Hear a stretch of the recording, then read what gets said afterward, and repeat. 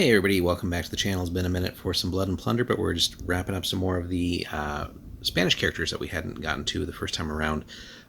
So today we're taking a look at Francisco de Peralta. Really strong character, really worth your consideration for running him. So let's jump right in. 28 pointer. I think that's still the correct amount there. I can't remember if he was in the FAQs or not, but he gives you a couple choices, actually 3 choices, right? You can lead the Armada de Barlovento, Guardacostas, or Spanish militia. So at least two of the staple Spanish forces for sure, and the Armada is also really good. Main weapon, pistol, and standard melee weapon, so does not get the brace.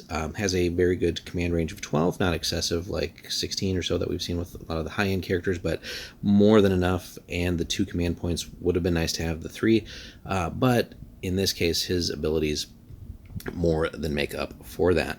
So we get Determination, which is not one that we see all that often. In fact, I can't remember if I've seen it on another character here recently, but it's one of those abilities actually that's there to let you know basically that we're swapping other abilities that your units have. So it's an interesting one, guys.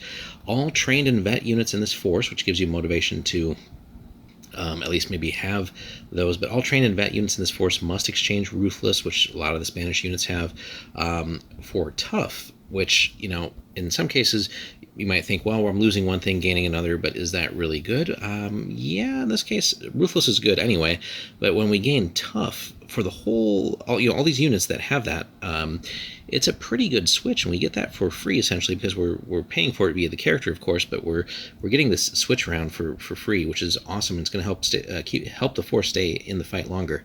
So with Tough, if you remember, if the unit ends its activation with any amount of fatigue, and it did not push or gain any fatigue during the activation, it may remove a point of fatigue at the end of its activation. So huge there. So that lets us naturally remove that stuff if we can get ourselves in the right situation, saving those command points for more useful things instead of dishing out rallies and stuff like that. But we've got you there too. We get Very Inspiring. So with that one, again, all better form than Inspiring. All friendly units within the command range of the commander reroll failed rally test. So a 24-inch bubble is more than enough. So for those units who aren't already getting the advantage of Tough, or that just need the inspiration, quote unquote, via rallying, this is even better, right? But yeah, so 24-inch command range, we can get max use out of those 2 command points if we do need to rally and shore up the force, getting them fresh so that their activations are really good. So good stuff there. Broadside, of course, we've seen over and over again, and that'll be relevant for, you know, the list where we're going to be fighting on the water in some capacity. But again, we get to combine all the shots into one from the cannons, and then giving us more chances to get criticals, which is again one of the best ways to just damage and render enemy ships less and less effective in combat, right? We're hoping for things like fires and flooding, damaging masts and steering, just other stuff. So always a good one to have. Never get on the water without it, basically. And then finally, Resilient, which we haven't seen much of either, but this is an interesting one too, again, and the fact that it's force-wide is pretty cool.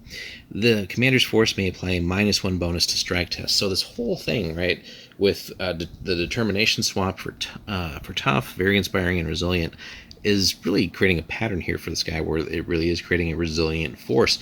We got multiple different ways that we're going to hopefully stay in the fight to the bitter end and hopefully pull out that victory. So force wide too. Now, I'm not quite clear on it. Maybe somebody can correct me in the comments. I wonder, it doesn't say specifically, a lot of the rules do, but if the commander's force is, if the commander is gone, as in dead, does Resilient still apply? Here it just says the commander's force gets that, ostensibly because of him, but there are some rules where it says, like, if the commander is removed, then so-and-so. This one doesn't say it. So, worth knowing. But in any case, so I think for 28 points, we're getting a hell of a commander. We got 3 different forces, and keep that in mind too. With those forces, again, we covered all those separately in a series of videos, but we have a lot of rules and where we can swap things and get other types of upgrades and things like that with those forces. And then fielding him on top of it, getting the ruthless to tough switch, right? That'll definitely create some interesting combinations. Speaking of which, let us know in the comments, guys, some of your favorite combos or force organizations with Francisco de Peralta, whether it's for the Armada, the Garda, Costas, or the Militia, and where do you feel he fits the best? But also, obviously battles on land, the amphibious or the full naval will be slightly different, or actually drastically different in some cases. So let us know where you think he fits in with what, where you've had your successes so far. Be sure to like, comment, and subscribe, and we will have more Blood and Plunder for you very soon. Thanks for watching.